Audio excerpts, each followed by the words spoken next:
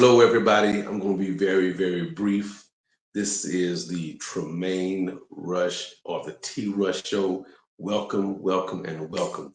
Um, I want to talk about something that's very taboo, and I'm going to be very quick about it. To get myself together. Okay, I'm going to be very brief about it. Well, all of you have heard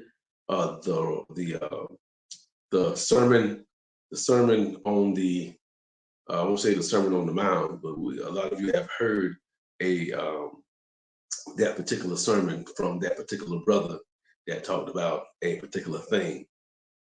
And this is what I'm going to bring out really quickly is I'm going to be real with it.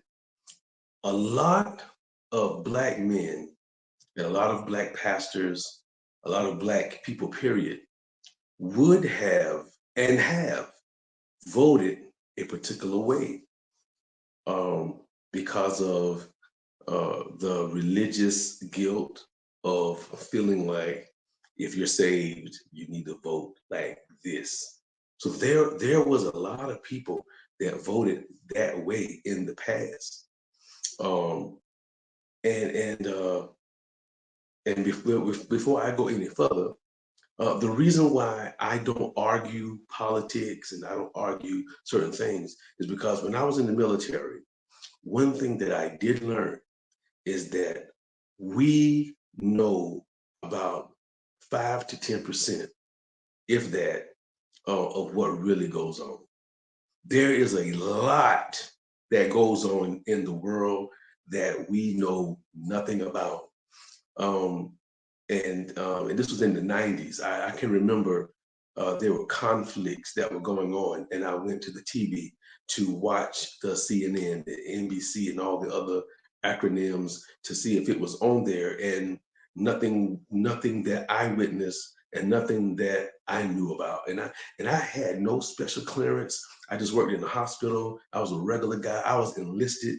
I didn't have any special I mean, I was a regular guy, and there were things that I knew that the rest of the world did not know as civilians. So when I hear people try to articulate politics, especially on the level of a president, um, it just doesn't make sense to me for us to argue that. And you really don't know, and we really don't know what we are talking about. We don't even know who the 9 people are that vote in South Carolina. We have 9 electoral votes. And if you know who these people are, please let me know, because you can Google their names and you will find nothing. We don't even know who the 9 people are that actually decide what color the state is going to be. And the thing about the color of this state being blue or red, the last time it was blue was when Jimmy Carter ran for president. That was the only time I ever think South Carolina was ever blue. So it's always red. So I've said that piece as far as um, I don't think that any of us have the information that we need to have to intelligently argue anything that's going on in the White House, or anything that's going on. And a lot of us don't even know what's going on in our own state, in our own city, even in our neighborhood. A lot of us don't know what's going on. So I'm here to tell y'all, when y'all get together and argue points. It's, to me, it is equivalent to two people who can't cook argue over how to cook something, and neither one of them know how to cook. It's like having an argument on whether or not baking soda or flour goes into Kool-Aid. Can you imagine hearing the conversation, the argument of two people arguing about flour needs to go into Kool-Aid? No, baking soda need to go. And you're listening to that, and you're shaking your head like, what in the world? And so to me, it seems like there are probably people laughing at us to hear us talk about certain things. And here it is, the things that we argue about when it comes to parties, both parties have been known to be guilty of everything that we're accusing the other party of. But this is what I am going to say. When that young man got up there on that platform and addressed a particular group of people the way he addressed those group of people, that was the biggest mistake that person could have ever made for that particular party that he was representing. Because if there were people who were going, see, like I said earlier, a lot of people were already going to choose a particular thing, especially those male chauvinist folk, even if they would have did it secretly, they would have voted a certain way. But now that that person got on stage and said the thing that he said with the with the uh, with the attitude and the wherewithal that he did, and it baffles me why he did that. And even I heard about something else that was said at a particular rally about another group of people. And a lot of times, if the two groups of people were left alone, they probably, some of them, even secretly, would have voted for whatever. But now that that person said that, it almost forces everybody with any kind of backbone to vote a particular way. Because how dare you? How dare you? And so understand, when they try to use, and I said they, when they try to use, I mean, I'm not talking about a people group, I'm talking about a party.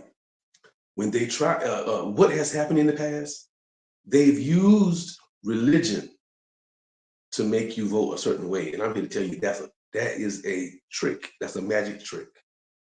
Because those people are not religious. So like I say, to try to think that you're actually, so here's the thing, what I'm saying is, we're not going to be bullied. And if I were you, don't be tricked to think that your vote is religious. It is not. It is not. Because whoever God desires to put in office, that person is going to be in office. For those of us in South Carolina, you already know what color the state will be. If it changes, it's going to be because God did it. But here is where the power is. When you do vote, I was told in school that our vote is secret and nobody knows. But I'm here to tell you, I know firsthand that everybody knows who voted, and they know who you are, they know where you live, they know your name, they know everything. And if you don't vote, they know that you didn't vote as well. There's a book, and I hope I don't get into, well, I mean, what they gonna do, because I'm not saying anything particular. There's a book that you can actually buy. And this is legal because they buy the book. And it shows them everybody that voted. And I was told that there's a particular person, I believe it was in Florence County, a particular person, of course, had access to the book. And that person looked in the book and saw all the people that did not vote for him. And according to what was told to me, this person fired 30 people that worked under him because he saw that they didn't vote for him. And he was able to literally look at that paper.